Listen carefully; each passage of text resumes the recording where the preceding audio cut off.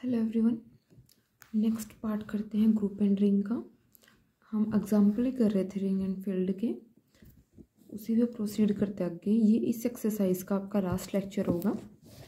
Example देखते हैं क्या है। Prove that C plus dot, जो सी है वो इन दो ऑपरेशन के ऊपर फील्ड बनेगा where the notation have their usual meanings. तो सी क्या है हमारे पास, कॉम्प्लेक्स नंबर का फील्ड है। ठीक है, तो हम यहाँ से 3 कॉम्प्लेक्स नंबर लेके चलते हैं। तो वो इस फॉर्म क्योंकि x1 plus iota y1, x2 plus iota y2, x3 plus iota y3। अब प्रॉपर्टीज चेक करते हैं। अब देखो, जब 2 नंबर कॉम्प्लेक्स नंबर का एडिशन करोगे तो वो कॉम्प्लेक्स में ही जाएगा, तो फर्स्ट सेटिस्फाई। एसोसिएटिव करोगे तो एडिशन कर रहे हैं, किसी साइड से कर लो सेम जाएगी एसोसिएटिव। कम्यूटेटिव एडिशन दोनों साइड से सेम रहेगा। Existence of additive identity, additive identity क्या रहेगी हमारे पास, यहाँ पे भी सेम 0 रहेगी, क्योंकि नंबर में ऐड करना है तो 0 प्लस 0 आइटा टाइप के ले लो, 0 एलिमेंट ही है। ठीक है, इसको 0 प्लस 0 आइटा फॉर्म में लिख दो, क्योंकि हमें कॉम्प्लेक्स के फॉर्म में रिप्रेजेंट करना है। तो 0 प्लस 0 आइटा क्या रहेगी, इसकी एडिटिव आइडेंटिटी रहेगी। नेक्स्ट देखो, existence of additive inverse. Additive inverse में आप लोगों ने क्या करना है, वही कि अगर Z1 ले रहे हैं तो -Z1 उसका क्या हो जाएगा, एडिटिव इनवर्स, और वो बिलोंग करेगा C से। ठीक है, तो एडिटिव इनवर्स भी एग्जिस्ट करेगा। अंडर मल्टीप्लिकेशन चेक करते हैं। 2 कॉम्प्लेक्स नंबर का प्रोडक्ट करोगे तो वो कॉम्प्लेक्स नंबर में ही जाएगा सभी एलिमेंट के लिए। आप ये कोई एग्जांपल लेके भी चेक कर सकते हो। 2 + 3 आइटा ले लो, 3 + 2 आइटा ले लो, इस टाइप से कुछ भी एग्जांपल ले लो। इसी तरह से आप एसोसिएटिव को भी सेटिस्फाई कर सकते हो, इक्वालिटी होल्ड करेगी। कम्यूटेटिव जो है, नंबर का प्रोडक्ट कर रहे हैं, किसी साइड से कर दो सेम रहेगा। ठीक है, अब मल्टीप्लिकेटिव आइडेंटिटी वो क्या रहेगी यहाँ पे, 1 मीन्स 1 + 0 आयोटा। ठीक है, इसको इस फॉर्म में भी लिख सकते हो, 1 + 0 आयोटा 1 है, किसी साइड से मल्टीप्लाई कर लो सेम रहेगा। और ये बिलोंग करता है सी से, क्योंकि ये क्या होगा 1 + 0 आयोटा, और इस टाइप के एलिमेंट किस में है, सी में है। तो यहाँ पे मल्टीप्लिकेटिव आइडेंटिटी भी आपके पास एग्जिस्ट करेगी। Existence of multiplicative inverse. Multiplicative inverse क्या हो जाएगा कि अगर हम Z ले रहे हैं तो हमें 1/Z उसका मल्टीप्लिकेटिव इनवर्स होगा, क्योंकि हमें 1 चाहिए ना प्रोडक्ट करने पे, तो 1/Z ही वो एलिमेंट होगा जो हमें क्या देगा, 1 देगा। ठीक है, तो यहाँ से हमारे पास क्या हो जाएगा कि हमारे पास मल्टीप्लिकेटिव इनवर्स भी एग्जिस्ट करेगा। डिस्ट्रीब्यूटिव ला भी दोनों साइड से होल्ड करेगा। इस तरह से आप एडिशन के बाद प्रोडक्ट कर लो, या फिर यहाँ पे पहले प्रोडक्ट वाला का दो, ये बाद में एडिशन वाला कर लो, तो आपके पास वैल्यू इन्हीं के इक्वल ऐसे ही जाएगी। ठीक है, तो सी हमारे पास क्या बनेगा, फील्ड बनेगा।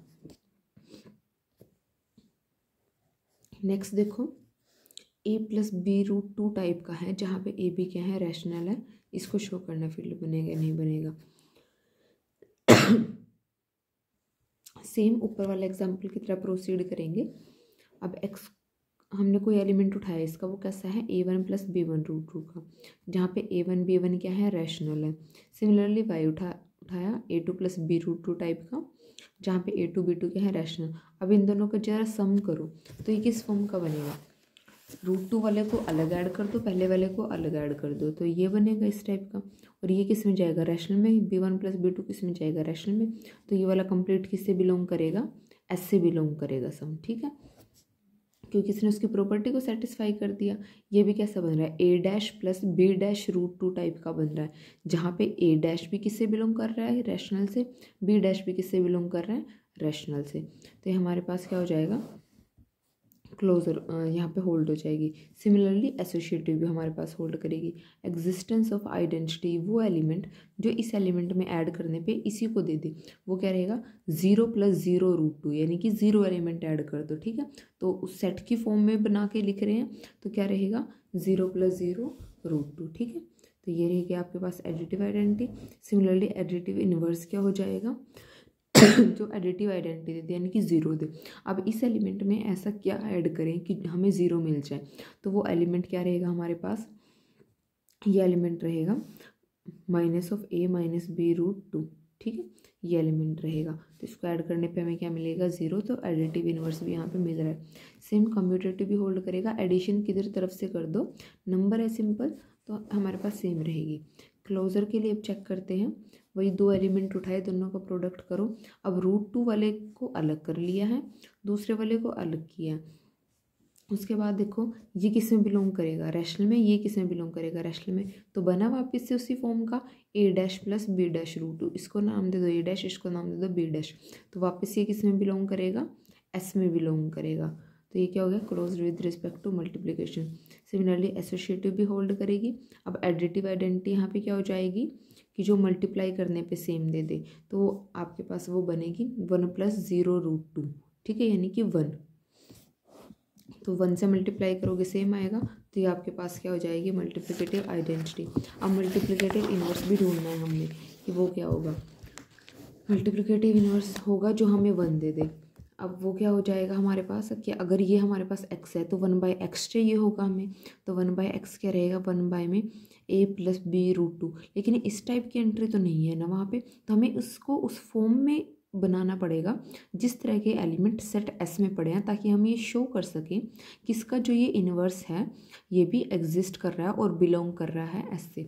तो हम क्या करेंगे, इसको रैशनलाइज कर दो। रैशनलाइज करके क्या बना, a माइनस बी रूट 2 में a square minus B square. अब a के डिनोमिनेटर में इस टर्म को अलग से रखो, b के डिनोमिनेटर में अलग से रखो, ठीक है।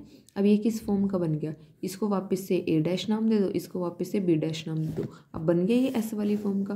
तो यानी कि इसका जो इन्वर्स है वो एग्जिस्ट कर रहा है और वो बिलोंग करता है s में, ठीक है। यानी कि उस सेट के पास उसके एलिमेंट के मल्टीप्लिकेटिव इन्वर्स पड़े हैं। ये वाले स्टेप में इन्होंने जस्ट वेरीफाई करके दिखाया है कि हाँ ये हमारे पास इन्वर्स है, ये प्रोडक्ट करने पे आइडेंटिटी एलिमेंट देगा। नेक्स्ट है कम्यूटेटिव ला, कि कम्यूटेटिव ला होल्ड करता है, ठीक है। तो ये हमारे पास रियल नंबर है तो सम इक्वल ही जाएगा। सेम इसी तरह आपके पास डिस्ट्रीब्यूटिव भी होल्ड हो जाएगी। तो ये भी आपके पास एस क्या बना, फील्ड बना। नेक्स्ट देखो हमें क्या शो करना है, none of the following set form an integral domain. इनमें से कोई भी हमारे पास इंटीग्रल डोमेन नहीं बनाएगा। तो उससे पहले इंटीग्रल डोमेन की डेफिनेशन को एक बार रिकॉल कर लो सब। ये रही इंटीग्रल डोमेन की डेफिनेशन क्या थी, commutative ring which has unit element and without zero divisor. की कम्यूटेटिव भी होना चाहिए, यूनिट एलिमेंट भी होना चाहिए और विदाउट जीरो डिवाइजर भी होना चाहिए। तो अब चेक करते हैं कि इनमें से कौन सी कंडीशन इनके पास होल्ड नहीं हो रही है, ठीक। ये शो करना है ना कि इंटीग्रल डोमेन नहीं है, तो एक एक प्रॉपर्टी को फेल करा देंगे। तो सबसे पहला है set of even integer. Even integer ये है, रिंग बनाता है, हम पहले प्रूव कर चुके हैं। अब जरा इसके पास ध्यान से देखो, इंटीग्रल डोमेन के लिए हमें 3 चीज़ें चाहिए।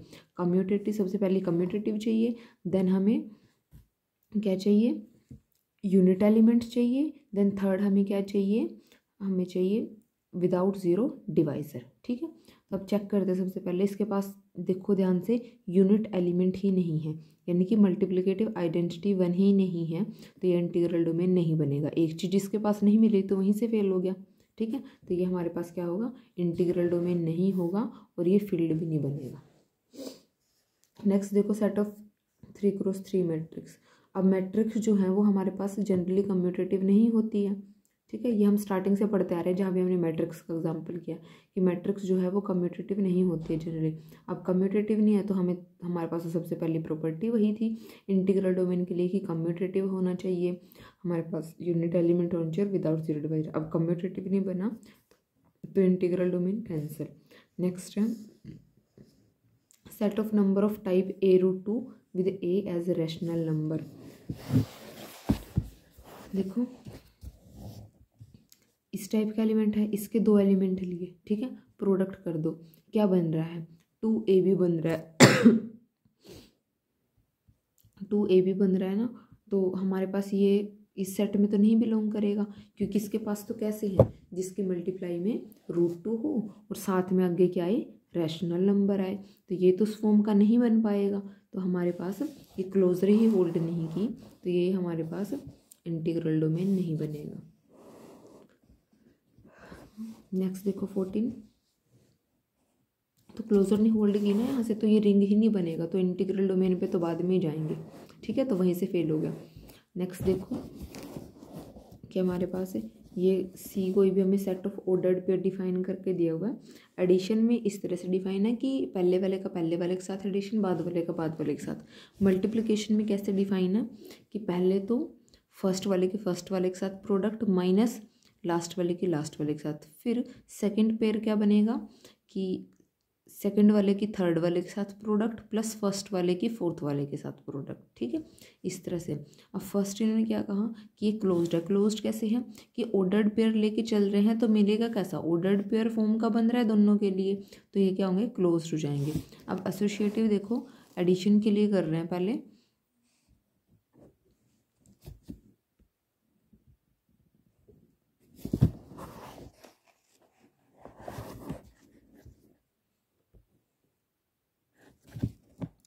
एडिशन के लिए कर रहे हैं पहले हम ABCD प्लस EF, ठीक है, ये वाली चीज़ लेके चल रहे हैं।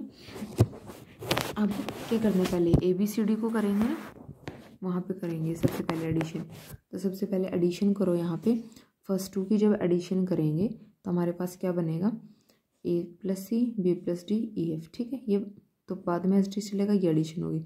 अब इसको A1 मान के चलो, इसको नाम दो A1, इसको नाम दो B1, ठीक है। अब यहाँ से ऐड करो A1 plus E B1 plus F, तो हमारे पास ये हो जाएगा। अब बाद में लास्ट वाले को अलग कर लो तो ये हमारे पास क्या बनेगा, अलग से पेयर बन जाएगा और ये अलग रहेगा, तो हमारे पास एसोसिएटिव भी होल्ड होगी। अब एडिटिव आइडेंटिटी क्या रहेगी कि क्या ऐड करें ए बी से कि ए बी ही मिले, तो वो क्या हो जाएगा 0 0 का ऑर्डर्ड पेयर, ठीक है। इनवर्स क्या हो जाएगा सेम। अब तक आप लोगों को ये सिचुएशन क्लियर हो गई होगी वैसे काफ़ी हद तक। क्या ऐड करें कि 0 0 मिले, तो ए में क्या ऐड करेंगे, माइनस ऑफ ए, बी में क्या ऐड करेंगे, माइनस ऑफ बी, तो हमें क्या मिलेगा 0 0 मिलेगा, ठीक है। तो एडिटिव इनवर्स भी एग्जिस्ट कर रहा है, सेम इस तरह से आप चेक कर सकते हो, कम्यूटेटिव भी सेटिस्फाई करेगा। अब प्रोडक्ट में देखो एसोसिएटिव चेक करें, क्लोजर हम पहले बोल चुके हैं दोनों के लिए होल्ड करेगी, तो यहाँ पे क्या हो जाएगा, इनका प्रोडक्ट करेंगे सबसे पहले तो अंदर वालों का, तो AC minus BD BC plus CD। अब सेम वही करो, इसको नाम दो A1, इसको नाम दो B1, तो हमारे पास क्या हो जाएगा, पहले हमने क्या करना है, पहले और तीसरे की प्रोडक्ट, यानी कि A1 E और यहाँ से क्या हो जाएगा माइनस BD यानी कि लास्ट वालों की प्रोडक्ट, ठीक है, यानी कि B1 F, ठीक है।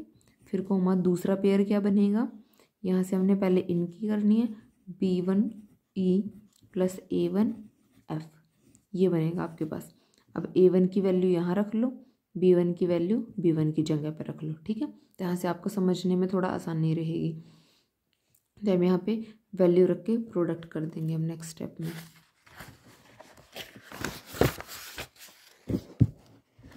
तो ये इन्होंने वही किया हुआ है, वैल्यू रखी हुई है।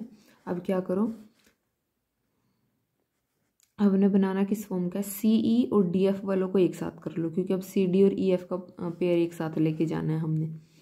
तो वही करो, जहाँ से फर्स्ट वाले पेयर से जहाँ से A कॉमन आ रहा है A लो, ठीक है, और B आ रहा है तो B लो, इस तरह से पेयर बना लो।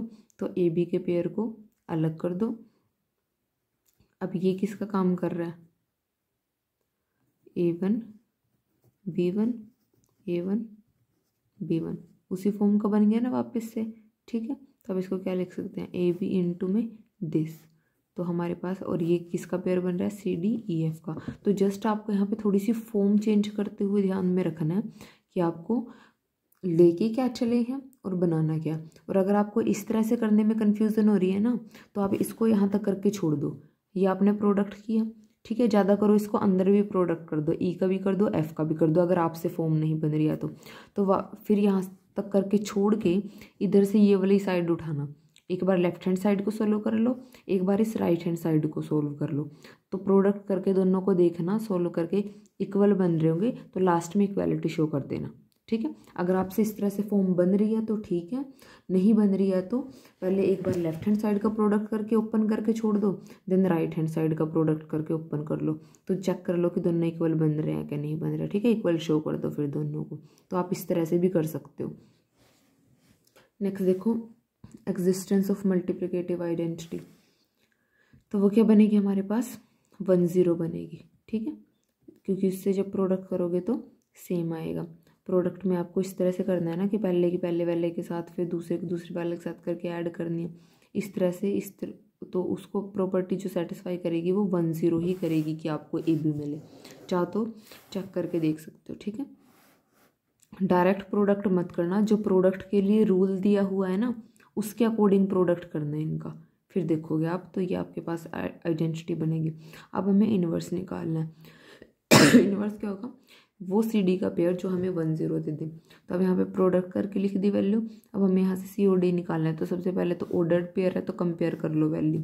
अब हमारे पास सी की वैल्यू कैसे आएगी, इसको तो मल्टीप्लाई कर दो ए से, इसको मल्टीप्लाई कर दो बी से, ठीक है। फिर देखो क्या बनेगा, A square C minus A B D.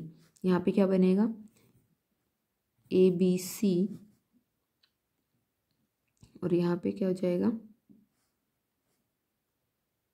B से, सॉरी यहाँ पे बी से करना था तो बी स्क्वायर सी, यहाँ पे बनेगा plus A B D, A 0 add कर दो, ये कैंसिल, क्या बनेगा C equal to A by में A square plus B square, ठीक है, ये बनेगा। सेम इसी तरह से आप डी निकाल सकते हो, तो इन्वर्स आपके पास ये बनेगा। सेम ऐसे आपके पास डिस्ट्रीब्यूटिव लॉ भी सोल्व किया हुआ है, इसको भी सोल्व करके दिखाया हुआ है, ठीक है। अगर आप यहाँ पे भी ऐसे ही कर सकते हो कि इसको प्रोडक्ट करके सोल्व कर लो, देन अगर आपसे फॉर्म बनने में थोड़ी सी दिक्कत हो रही है कि नहीं बन रही है, कन्फ्यूज़न हो रही है, तो फिर इधर वाली राइट हैंड साइड उठाओ, ठीक है, उनका प्रोडक्ट कर लो, ठीक है, प्रोडक्ट करके ऐड कर लो और आप देखोगे कि दोनों साइड इक्वल ही बन रही हैं, ठीक है। तो ये तरीका भी आप फॉलो कर सकते हो। और यहाँ पे कम्यूटेटिव भी ऐसे ही करके दिखाया, तो आपको जो सा तरीका बेटर लगे आप उससे कर सकते हो, ठीक है। तो यहाँ से आपके पास सारी प्रॉपर्टी सेटिस्फाई हो जाएंगी, तो इससे हमारे पास क्या बनेगा, फील्ड, ठीक है। तो आज के लेक्चर में इतना ही करेंगे, आपकी एक्सरसाइज खत्म हो गई, नेक्स्ट वाले में नेक्स्ट स्टार्ट करेंगे।